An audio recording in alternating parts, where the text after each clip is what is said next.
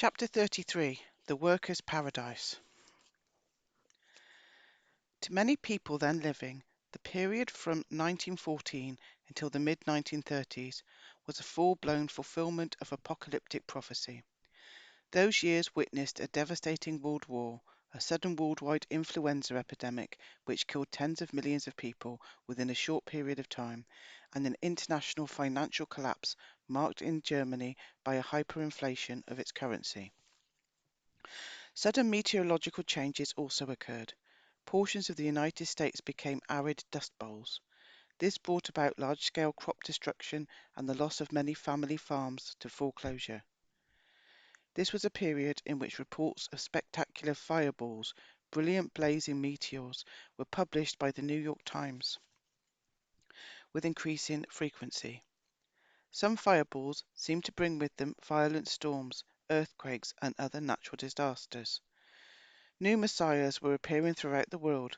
Surely, believed many, God was ushering in the day of judgment. The beginning of the 20th century witnessed many changes in Germany. The autonomous principalities were being merged into a single German nation. Leading this unification effort was the Prussian Hohenzollern dynasty. Hohenzollern? Which was also in the process of forging a large German war machine. This machine was commanded by the Kaiser William, a Hohenzollern who helped plunge Europe into World War I. Behind the German militarization lay the Brotherhood Network. In the early 1900s, a number of mystical organizations in Germany were espousing a curious mix of Aryan master race ideas and mystical concepts about the future glories of Germany. This concoction resulted in the notion of a German master race. One of the most prominent writers in that genre was Houston Stewart Chamberlain, an Englishman raised in Paris and tutored as a young man by a Prussian. His most important work, De Grundlegung des The Foundation of the 19th Century, was published in 1899. In that work, Chamberlain extolled the glories of Germanism and announced that Germany was the nation best suited to bring about a new order in Europe. He indicated that Germans belonged to the Western Aryan group of peoples and were therefore racially superior to all others. From Germany would arise a new race of supermen, he declared. Chamberlain believed in eugenics, improving the human race by carefully choosing natural parents, and he proclaimed that all Aryan Germans had a duty to breed the super race from their Aryan seed. Chamberlain also did not hesitate to express his anti-Semitism. He stated that J-words introduced an alien influence to Europe and that they debased all cultures into which they became assimilated. Emperor Kaiser Wilhelm of Germany and many members of the German officer corps were deeply inspired by Chamberlain's writings. The Kaiser invited Chamberlain to the royal court and reportedly greeted Chamberlain with the words, "It was God who sent your book to the German people, and you personally to me." Chamberlain remained a guest at the Emperor's palace in Potsdam, where he became a spiritual mentor to the Kaiser.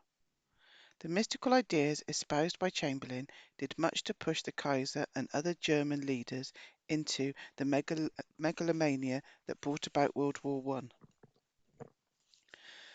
World War I itself was triggered by a series of crises caused by the assassination of Austrian Archduke Franz Ferdinand, heir apparent to the Austrian throne.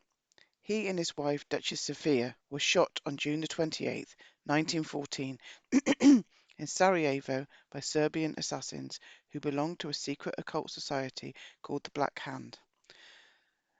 Mark is probably going to do a talk about this. He's got a book about this, of course he has. Um, might say something a bit different, I don't know. A political chain reaction followed the killing, and World War One got underway when the German Chief of Staff, General Helmut von Moltke, himself a mystic, although by some accounts not as fanatical about German destiny as the Kaiser, ordered full military mobilization, followed by an invasion of France on August the 1st, 1914. I'm doing this with a sore throat, so sorry. Members of the mystical network had once again started a brutal and senseless war. There is another story from World War One worth sharing. It is the tale of the unusual peace. It was told in Parade magazine by the writing team of Irving Wallace, David Walachinsky, and Amy Wallace in their Significa column. Here is a story as they wrote it. Some people don't think this is true either. Sorry. Amid the honours of World War One, there occurred a unique truce when, for a few hours, enemies behaved like brothers. Christmas Eve in 1914 was all quiet on France's western front, from the English Channel to the Swiss Alps. Trenches came within 50 miles of Paris. The war was only 5 months old, and approximately 800,000 men had been wounded or killed. Every soldier wondered whether Christmas Day would bring another round of fighting and killing. But something happened. British soldiers raised Merry Christmas signs, and soon carols were heard from German and British trenches alike. Christmas dawned with unarmed soldiers leaving their trenches as officers of both sides tried to unsuccessfully to stop their troops from meeting the enemy in the middle of no man's land for songs and conversation. Exchanging small gifts, mostly sweets and cigars, they passed Christmas Day peacefully along miles of the front. At one spot, the British played soccer with the Germans, who won 3-2. In some places, the spontaneous truce continued the next day, neither side willing to fire the first shot. Finally, the war resumed when fresh troops arrived, and the high command of both enemies ordered that further informal understandings with the enemy would be punishable as treason. That makes me cry, that story. Some people say it's not true, but it makes me cry.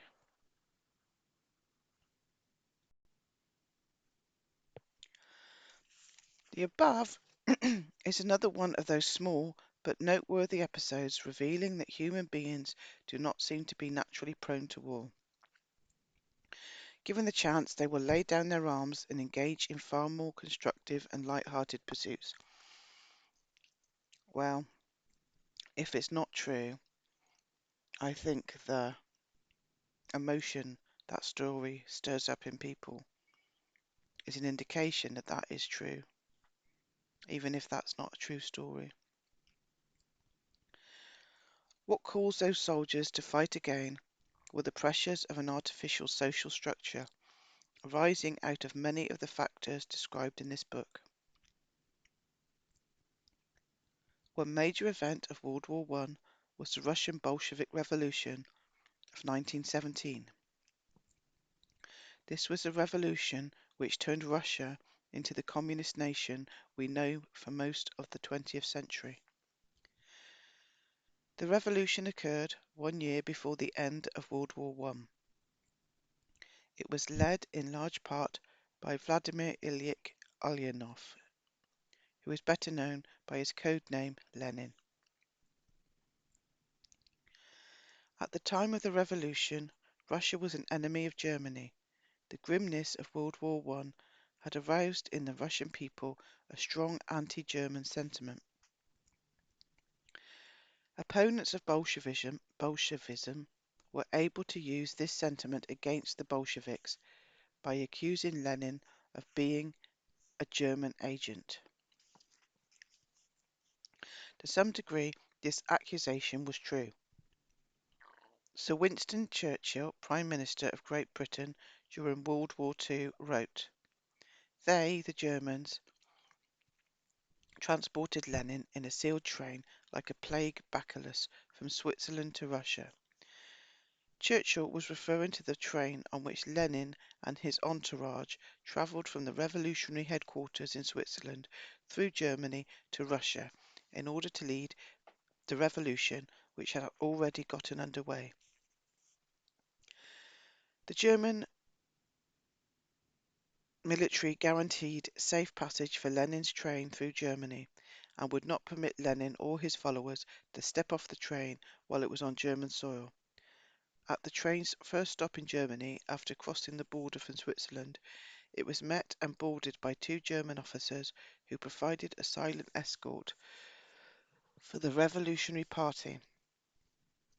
The officers had been briefed earlier by General Erich Ludendorff, Chief of Staff of the German Eighth Army on the Eastern Front. Ludendorff later became one of Germany's most powerful political figures and a prominent supporter of Adolf Hitler. Michael Pearson, author of an excellent book, The Sealed Train, presents evidence that the Germans continued to support the Bolsheviks even after the Russian Revolution was over.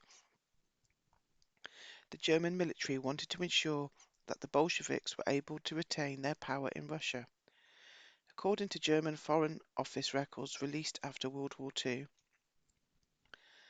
the Foreign Office had allocated by February 5, 1918, a total of 40,580,997 German marks for Russian propaganda and special purposes. Most of that money is believed to have been directly to the new communist regime. According to the same documents, 15 million marks had been released to Russia by the German Treasury just one day after Lenin officially assumed power in November of 1917. A telegram sent December 3, 1917 by Richard von Kohlmann, German Foreign Secretary, stated, "It was not until the Bolsheviks had received from us a steady flow of funds through various channels that they were in a position to build up their main organ, Pravda, to conduct energetic propaganda and appreciably to extend the originally narrow base of their party."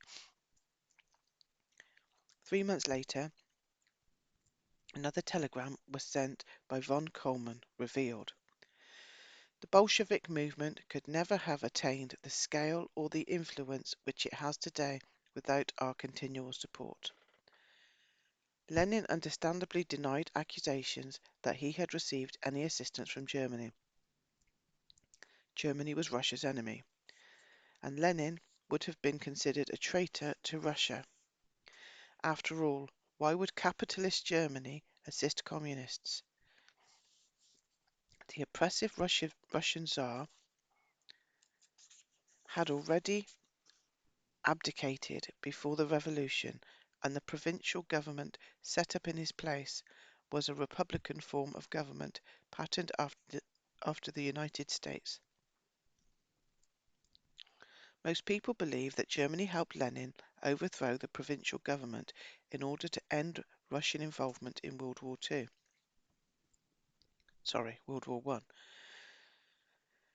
German military leaders wanted nothing more than to disengage from the Eastern Front so that badly needed soldiers and supplies could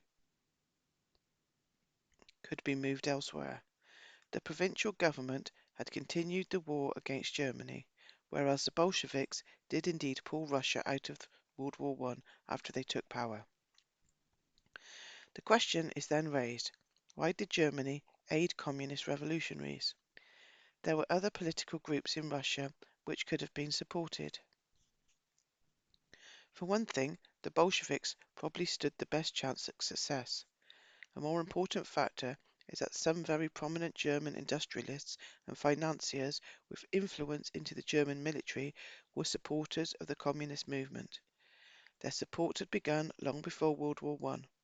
One of Karl Marx's most visible backers had been the wealthy German industrialist Friedrich Engels. Engels even co-authored the Communist Manifesto with Marx.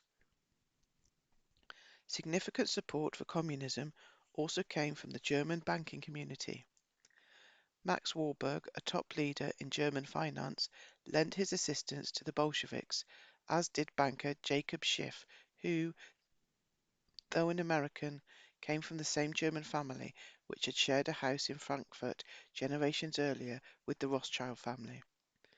According to Schiff's grandson, Schiff had loaned about $20 million to the early communist government in Russia. The combined infusion of Western loans and German treasury money was the only thing that enabled the early Bolshevik regime to survive. There were many reasons why Western bankers financed the Bolsheviks. The common origins of communism and the inflatable paper money system in the same mystical network is one factor to be considered. Marxism closely followed the basic philosophical pattern of Christianity and other custodial religions with their final battle and utopian messages. Perhaps the most important fact about modern communism to explain Western banking support is the fact that communism is actually capitalism taken to an extreme. To understand this, we must take a look at what capitalism really is. Capitalism and free enterprise are often equated. They should not be. Free enterprise is unfettered economic activity. It occurs where there is a free and open market for the production and barter of goods and services. Entrepreneurs, people who start businesses and take the risks, are the backbone of free enterprise systems. Capitalism, on the other hand, has two basic definitions. The first definition relates to so-called capital goods. Those are goods that are used to manufacture other products. A typical capital good would be a machine used on an assembly line. A capitalist can therefore mean a person who buys capital goods and uses them to manufacture other products for a profit. This type of capitalist is usually found in a free enterprise system. But he or she does not require a free enterprise system to survive. He or she can exist in almost any type of political or economic system so long as a profit is made. In fact, this type of capitalist often survives best in a closed enterprise system where there is little or no competition. Governments are capitalists when they own and invest in capital equipment. The second type of capitalist is the financial capitalist. Financial capitalism is the control of resources through the investment and movement of money. It may or may not involve the purchase of capital goods. A financial capitalist usually invests his money in company stocks and influences the use of resources by determining what enterprises he will invest in. A financial capitalist may also be a banker who is entitled to create inflatable paper money to lend, and who is able to influence the use of resources by how he lends out his created out of nothing money. The financial capitalist also does not require a free enterprise system to survive and often benefits from monopolies. As we can see, capitalism is not the same creature as free enterprise, even if they often coexist. Free enterprise and capitalism come into conflict with one another because capitalism tends to move in the direction of monopoly and free enterprise tends to favour free and open markets accessible to any entrepreneur. In 1989 and the early 1990s, Russia and most Eastern European nations voluntarily dismantled communism in their nations to replace it with Western-style democracy. The Soviet Union was abolished and most of the Soviet republics became independent countries united in a loosely knit confederation called the Commonwealth of Independent States. Private ownership of land and business was restored to a large extent. Nevertheless, it is still useful to discuss what the Soviet Union was like under communism to understand how this important brotherhood faction did so much to perpetrate significant problems within our own lifetime. Furthermore, communism still dominates other nations and continues to inspire revolutionary conflict in the Third World. The economic system of Communist Russia was an ultra-capitalist one because its industry was even more monopolized, and the nation's economy was even more dominated by the same institutions which dominate capitalist nations. The most significant of those institutions was the Soviet Central Bank, which operated just like the central banks of Western nations. The major difference was that the Russian central bank had and still has at the time of writing this book, that's 1989, an even more intrusive role in the country's economic life. The Soviet Union's central bank is called the Gosbank. It is both a central bank and commercial bank enrolled into one. As of 1980, the Gosbank has approximately 3,500 branches and 150,000 employees. Major Soviet enterprises, which were all government-owned, depend upon the Gosbank for loans to tide them through periods when their outlays were greater than their incomes.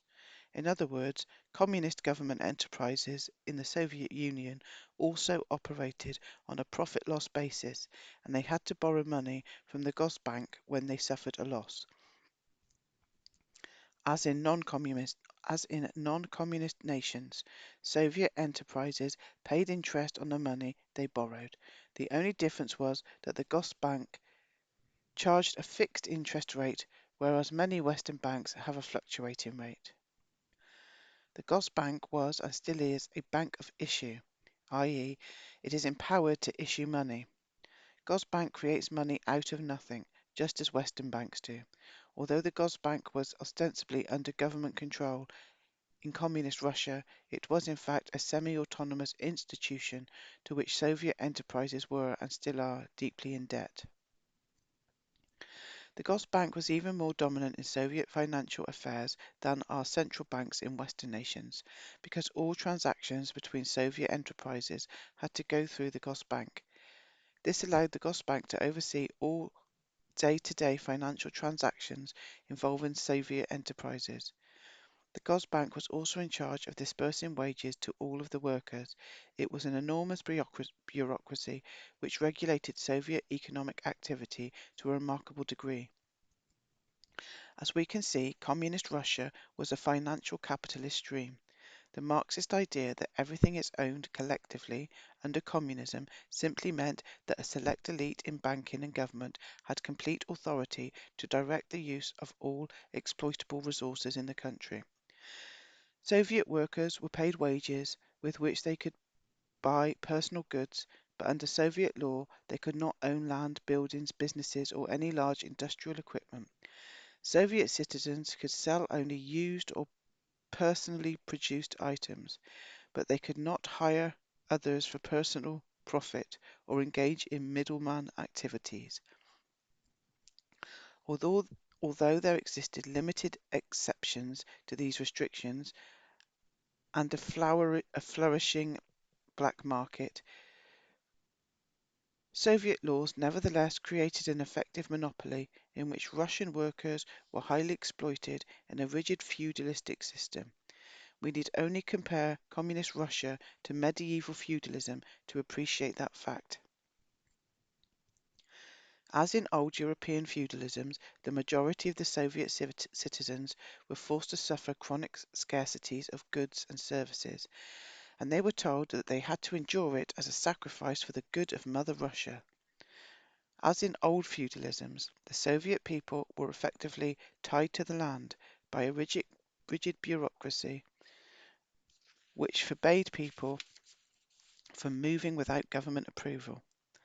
That regulation existed to control the economic and political life of the Soviet Union by deciding where people lived and worked.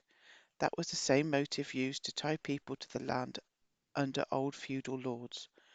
This caused the Soviet people to become to some degree serfs. Emigration to nations outside of the Iron Curtain was severely restricted, which again added up to a form of serfdom because the people were anchored to the land on which they were born. As in old feudalisms, the elite of communist Russia were accorded special luxuries and privileges denied by law to the masses. In the communist USSR, such privileges included fancy stores in which only a relative handful were permitted to shop. The elite also found it easier to travel outside of the Soviet Union and to send their children abroad to be educated. The old feudal lords maintained the system by offering a fortified castle into which the serfs could retreat when attacked by marauders or foreign armies. The Soviet system also stayed alive by encouraging xenophobia and by regularly reminding the Russian people about the invasions of Russia by Napoleon and Nazi Germany. The Soviet state promised its people protection against a frightening and dangerous outside world. As we can perhaps see, Marxist glorification of the labourer fit Marxist glorification of the labourer fit the Soviet communist system very well, because the system put such severe limitations on ownership. The vast majority of people were only valuable as workers and bureaucrats. Communism is also openly atheist, i.e., it denies the existence of any spiritual reality. The Soviet communist system thereby satisfied the custodial intentions expressed in ancient texts of preserving Homo sapiens as a creature of toil, whose existence from birth until death shall be one long struggle for physical existence, and no access to the spiritual knowledge which might set them free. A significant aspect of the Russian Revolution was the role of espionage services in that upheaval. By the time of the Russian Revolution, the international intelligence community had grown into a large and sophisticated affair with considerable influence. Throughout all of history, Brotherhood Network members in positions of political power found intelligence services an ideal conduit for promoting Brotherhood's social and political agendas because of the secrecy which typically surrounds intelligence activities. As a result, many intelligence services turned into sources of manipulation, upheaval, and betrayal. This behavior was already evident in Russia at the time of the Russian Revolution. Before the provincial government was established, Russia was ruled by a Tsar, emperor. The last Tsar had at his disposal a vast intelligence network known as the Okhrana. The Okhrana consisted of several intelligence organizations, which performed all of the usual espionage functions with their secret agents, double agents, agents provocateurs, and secret dossier. The Okhrana spied on Tsarist friends and enemies alike and acted as Russia's internal secret police. Inside Russia, the Okhrana, it's difficult to say because it's Okhrana, engaged in extensive anti-subversive activities. The unpopular domestic activities of the Okhrana were a major issue used by the Bolsheviks to attack the Tsar. The Tsar, of course, was eventually unseated. That must mean that the Okhrana had failed, or had it? Historians have noted that the Okhrana had heavily infiltrated and assisted the Bolshevik movement. The Okhrana did this through spies known as agents provocateurs. An agent provocateur is someone who deliberately agitates others into committing illegal or disruptive acts, usually in order to discredit or arrest the manipulated victim. In America and other nations today, agent provocateurs are often used by police agencies to entrap or compromise targeted people. These activities are sometimes called sting operations. Every single protest that's ever happened today, just saying.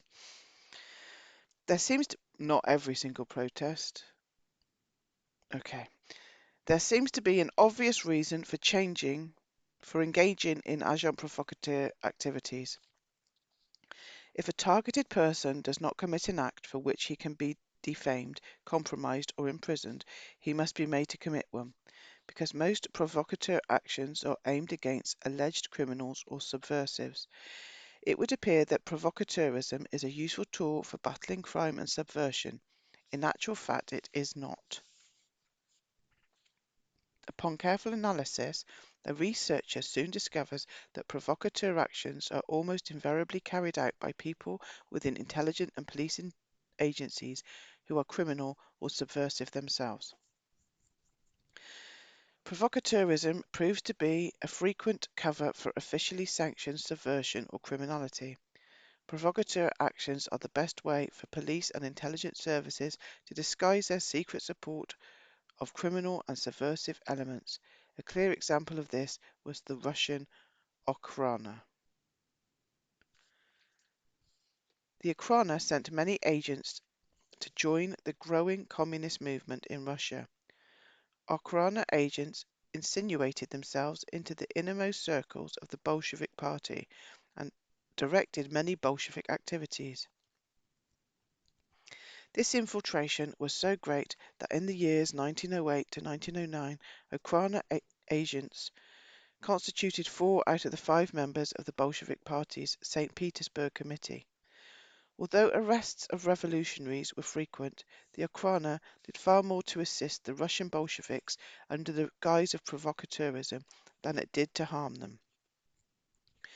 The Okhrana provided regular monies and badly needed materials to the revolutionaries.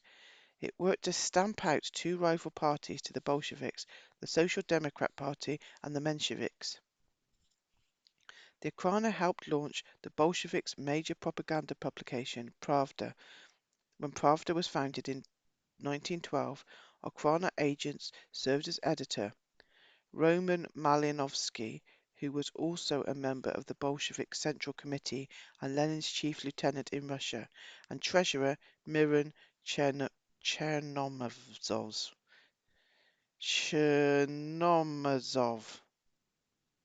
Okay. The Okhrana may have also supplied the Russian communists with the infamous dictator Joseph Stalin. Biographer Edward Ellis Smith, writing in his book The Young Stalin, suggests that Stalin, a revolutionary who later rose to the top position of the Soviet government, may have entered the communist movement as an agent provocateur. Historians have pointed out that Stalin was a main contact between the Bolsheviks and the Tsarist police, and that he was able to get many badly needed items from the Okhrana. After the Tsar abdicated in early 1917, the provincial government disabled the entire Okhrana network. Bolshevik propaganda had loudly denounced the Okhrana, and one would therefore have expected the victorious communists to leave the Russian intelligence apparatus dismantled. The Bolsheviks did just the opposite. Within 6 weeks of their overthrow of the provincial government, the Bolsheviks re-established the intelligence network. This is perhaps not so surprising when we consider the heavy Okhrana involvement in the Bolshevik Party. Lenin merely did some organizational reshuffling, gave the Okhrana a new name, and made the intelligence arm of the government even more dominant and oppressive than it had been under the Tsar. By 1921, only 4 years after the revolution, the Bolshevik secret police employed 10 times as many as the Okhrana had done under the Tsar. It was an open secret in Russia that the Okhrana were back, more terrible than ever. The name given to the reorganized Russian intelligence apparat was the Extraordinary Commission to Combat Counter-Revolution and Sabotage, better known as the Cheka. The Cheka changed its name and formed several times during the ensuing decades.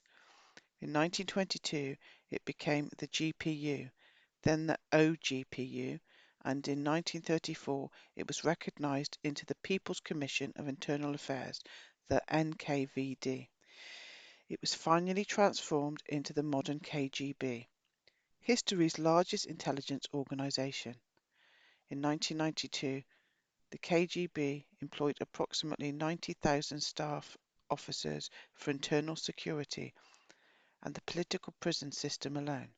The KGB operated in its own army of 175,000 border troops and carried out most of the espionage and agent provocateur actions for which the Soviet regime had been so well known. An organisation the size of the KGB was obviously expensive to run. The enormous resources required to maintain this immense intelligence bureaucracy were factors which helped keep the Soviet economy so dismal. Soviet workers paid for the massive KGB every day with a lower standard of living, which they are still struggling to raise. As of this writing, the KGB continues to exist within the Commonwealth of Independent States, but there has been some restructuring to reflect the breakup of the Soviet Union, and some of the KGB's functions have changed.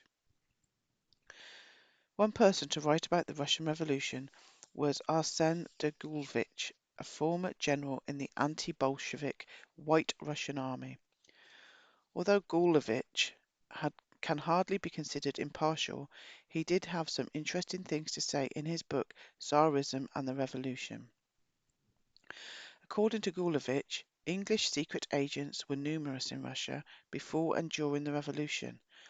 In fact, some financial support for the Leninist cause was rumoured to have come from English banking sources.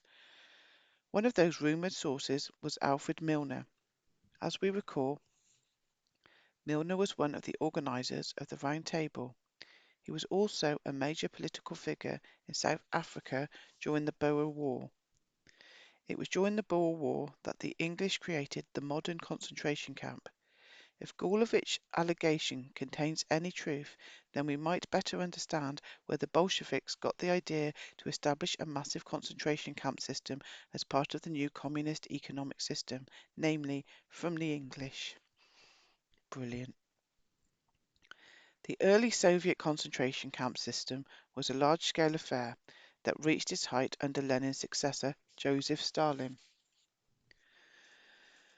Under the brutal Stalin, a crash program was launched to industrialize Russia, beginning with Russia's first so-called five-year plan. The plan required large quantities of inexpensive labor. To acquire it, a widespread concentration camp network was set up in Russia.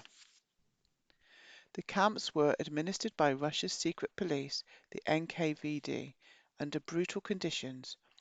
Nearly all of the labourers were native Russians who had been imprisoned under various pretexts. The camps were an integral part of the Soviet economy for many decades. In 1941, for example, 70% of the capital construction fund for Russia was allocated to the NKVD to help it operate the camps. Almost half of the chrome and two-thirds of Russia's gold production were carried out by camp inmates. Tens of millions of people passed through the camps and about 10% of them died there. An estimated 3 to 4 million people perished in the camps from the time of the camp's inception to 1950 alone. The Soviet concentration camps were decidedly capitalist institutions in that they were designed to callously exploit human labour to an ultimate degree. The downtrodden working classes had become even more downtrodden under their communist liberators. With the ongoing reforms in Russia, it remains to be seen what will happen with the concentration camps. As of this writing, they are still in use as prison labour camps. The imposition on the Russian people of communist and its far-flung concentration camp system occurred during an already tumultuous era. World War I was a brutal conflict. It had claimed about 10 million military casualties and millions more in civilian losses. When the war ended in late 1918, another catastrophe struck, a worldwide influenza epidemic.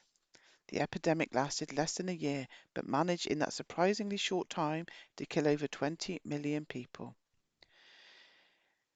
It was as sudden and nearly as devastating as the 14th century bubonic plague. In Russia, these events were keenly felt.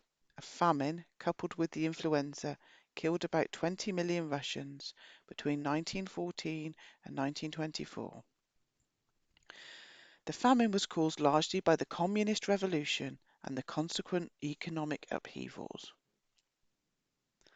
For the beleaguered Russian people, these events were just the beginning of a growing nightmare. Under the five-year plan in 1928 by Stalin, all privately owned land was to be collectivized. I bloody love communism. i.e., it was to be put under government ownership. You shall own nothing and be happy. Many peasants and landowners understandably resisted Stalin's government, responded by launching a program of mass murder similar to the French Reign of Terror. Peasants and landowners were targeted for physical extermination in order to seize their land and remove them as obstacles to communist utopia. This extermination campaign lasted from 1929 until 1934. Millions of people were murdered for no other crime than that they happened to own land. In response, a rebellion broke out between 1932 and 1934, in which defiant peasants destroyed half of Russia's livestock. The rebellious act, coupled with the communist regime's attempt to bring in outside money by over-exporting wheat, 3.5 million tons within 2 years, resulted in another famine that claimed an additional 5 million Russian lives. Nothing's changed. The total death count between 1917 and 1950 was a direct and indirect result of the establishment of communism in Russia, is estimated at roughly 35 to 40 million people. This is one of the largest mortality rates from any single episode in history.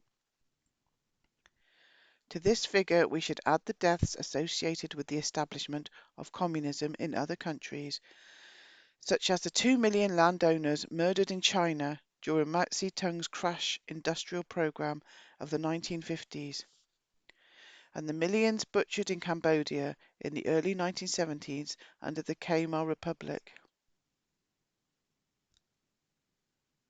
In terms of... I just got to have a break a minute. This is inhuman, isn't it? Sorry, it's getting me down, this one.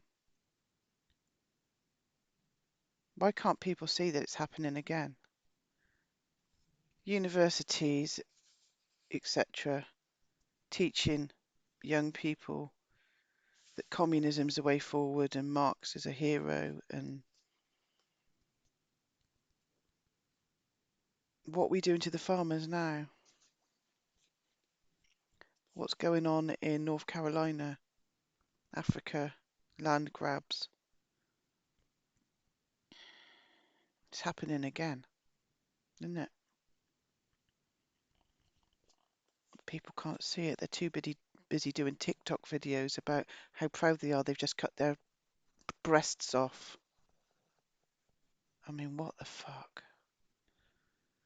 It's getting me down, this one. This is why I stopped. This is why I had a couple of months break from this book.